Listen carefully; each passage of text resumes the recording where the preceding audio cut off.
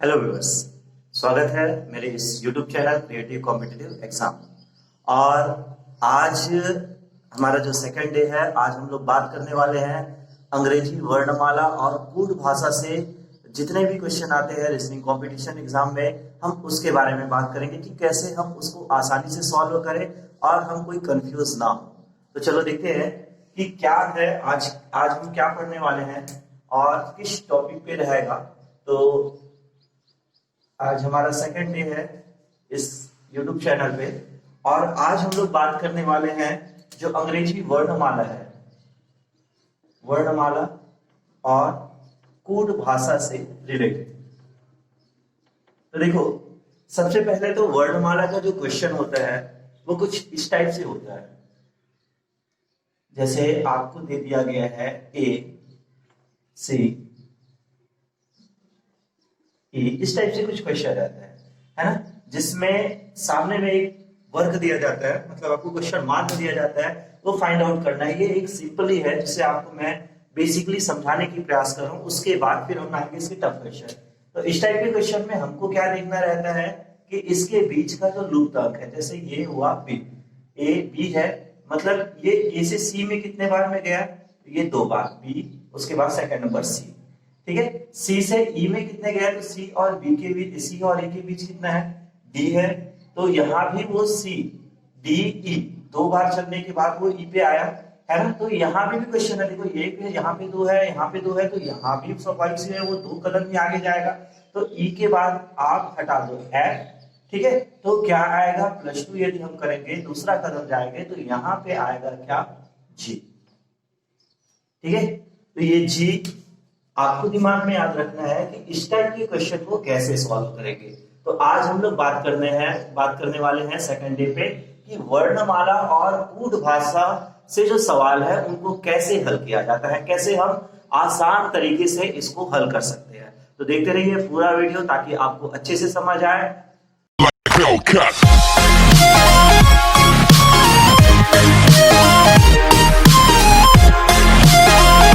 चलो तो फिर बात हम करते हैं अंग्रेजी वर्णमाला के क्वेश्चन के बारे में। देखिए, जैसे हमको एक क्वेश्चन दिया है, यहाँ पे क्वेश्चन है बी डी जी के, उसके बाद क्वेश्चन मार्क। कई बार हम ऐसे क्वेश्चन पढ़े नहीं रहते, समझे नहीं रहते, और ये क्वेश्चन आते हैं तो हम डाउट में रह जाते हैं क्या है बी डी जी के क्वेश्चन मार्क, और हम जो सवाल पढ़े रहते हैं वही समझ आता है, ये तो नहीं आता, तो हमसे नहीं बनता। तो देखिए, इसको आसानी से समझते हैं। मैंने अभी आपको बताया कि आपको इस टाइप से जब भी वर्णमाला में क्वेश्चन आए तो आपको क्या करना है, ए से जेड तक के जितने भी वर्ण हैं उन सभी को लिख लेना है। अब उसके बाद क्या करना है, आपको ये कैलकुलेशन करना है। जैसे इसका मैं हल कर रहा हूँ, ठीक है। तो सबसे पहले हम देखते हैं यहाँ से बी से डी के जाने में। तो बी से डी जाने में देखो, बी के बाद वो सी और डी, मतलब ये कितने कदम गया, 2। चाहो तो आप ऐसे लिख सकते हो, सी और सी, सॉरी, बी के बाद हो गया सी और डी, मतलब सी को छोड़ के 2 कदम गया, तो ये आया सी प्लस डी, 2 कदम, ठीक है। उसके बाद क्या, डी के बाद क्या आया है, जी। तो डी और जी में हम देखते हैं, डी और जी में यहां से देखो, डी से जी तक आने में डी ई एफ, ठीक है, ये एफ है, और जी, मतलब यहाँ पे उसको कितने कदम आने पड़े, 3 कदम प्लस 3। उसके बाद जी से हम जाते हैं कहाँ पे, के पे, तो जी, ठीक है, यहां से के तक आएंगे, तो एच आई जे और ये के, मतलब यहां से जी से के तक आने में उसको आना पड़ा कितना, 4 कदम। अब देखो, 2 के बाद आया 3, 3 के बाद आया 4, अब क्या आएगा, तो अगला जो सीरीज आएगा 2 3 4, उसके बाद आएगा 5। तो अब के बाद आपको जाना है 5 कदम, 1, ये हो गया 2, ये 3 और ये 4 और ये 5, मतलब जो क्वेश्चन मार्क है वहां पे यदि हम 5 कदम जाए तो वो हमें मिलेगा P, और इसका आंसर आएगा P, ठीक है। तो इस तरह से आप एक सिंपल ट्रिक लगा सकते हैं। बस आपको यहाँ पे देखना है कि इसमें कौन सा रूल्स लागू हो रहा है, 2 3 4, उसके बाद आपका माइंड सेट यही बोलेगा कि 2 3 4 के बाद क्या आएगा, 5। तो आप ऐसे एक सिस्टम बना के इसका आंसर ला सकते हैं। तो इसका आंसर आएगा P।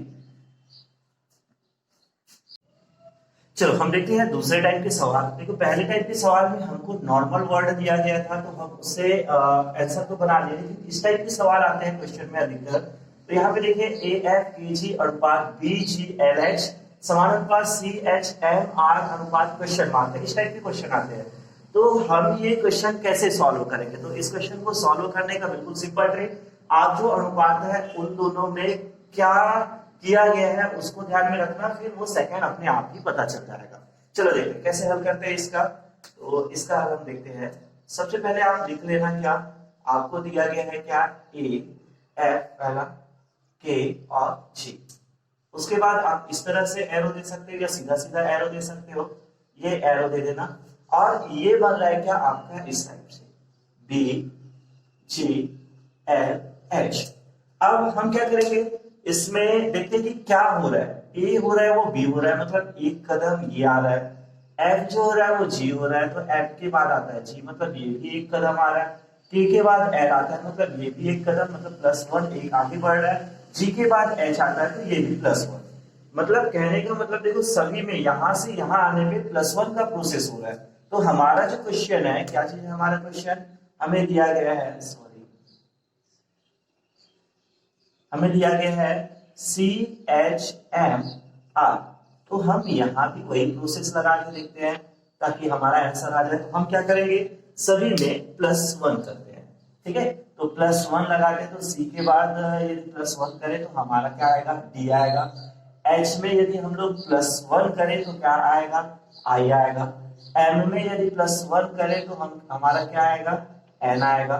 और R में यदि हम लोग +1 करें तो आंसर क्या आ जाएगा, R के बाद आता है S। तो इस तरह से हमें हमारा जो आंसर है DINS, ये हमको प्राप्त हो जाएगा, जो हमारे ऑप्शन में दिया जाएगा। याद रखना कि कभी भी ऑप्शन में पहले ध्यान नहीं देना, पहले आपको बनाना है ताकि वो बन जाए, तो हमारे ऑप्शन में उसको फाइंड आउट करना। कई बार क्या होता है, हम लोग जल्दबाजी के चक्कर में गलत ऑप्शन पे टिक कर पाते हैं। तो इस तरह से हम बना सकते हैं और भी सवाल, और मैं आपको और भी सवाल बता रहा हूँ। देखिए पहला दूसरा, अब आपको लग रहा है कि ये सिंपल था, तो चलो हम आते हैं तीसरे टाइप के सवाल।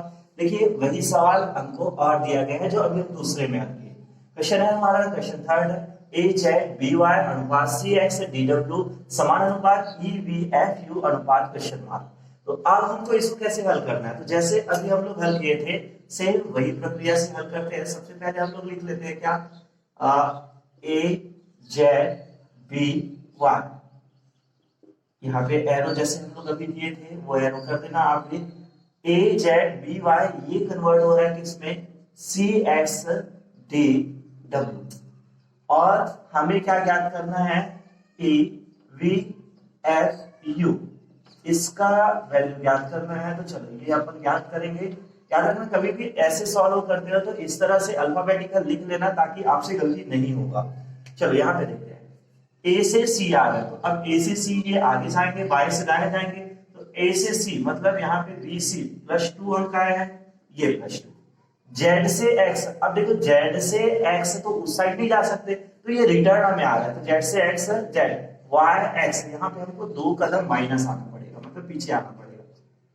तो Z से X मतलब -2। अब B से D जाते हैं, तो B से D जा रहा है, तो B है CD, यहाँ पे हमको 2 कदम आगे जाना पड़ेगा, ठीक है। तो Y से W, अब फिर Y से W, तो Y से W रिटर्न आ रहा है, तो X से W मतलब यहाँ पे अपन 2 कदम क्या आएंगे, माइनस आएंगे। तो जैसे यहाँ पे A से C में +2, Z से X में -2, तो ये सेम प्रोसेस आप यहाँ पे लगाइए। मतलब E से, देखो पहले प्रोसेस में A से C +2 आया, तो पहले प्रोसेस में आप भी +2 ले जाइए। तो E से +2 करेंगे, मतलब E हमारा E है, तो +2 करेंगे तो FG, मतलब यहाँ पे हमारा क्या आंसर आ जाएगा, G। उसके बाद फिर अगला प्रोसेस में यहाँ पे -2 लिया है, तो हम भी -2 लेंगे। V, तो यहाँ से देखते हैं V से -2 आते हैं, तो U और T, मतलब हमें यहाँ पे क्या मिलेगा, T मिलेगा।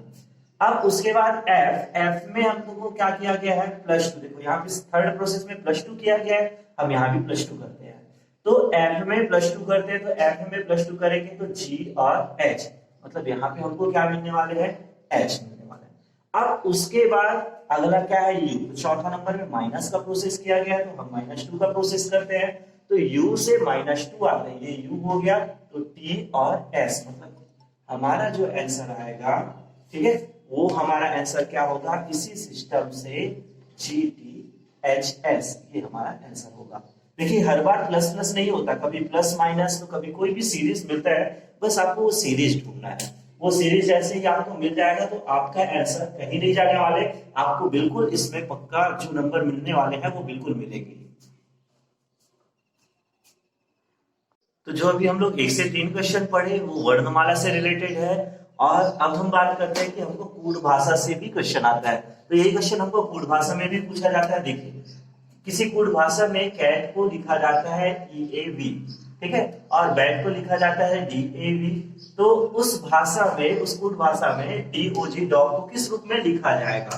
तो इसको भी हमको वैसे ही हल करना है जैसे हम लोग हल करते थे। तो देखिए ये हम ऐसे भी लिख सकते हैं, ये देखो कैट को लिखा जा रहा है क्या? EAV, है ना, और बैट को क्या लिखा जा रहा है? DAV। तो यहाँ पे लिख देते हैं हम बैट, इसको क्या लिखा जा रहा है?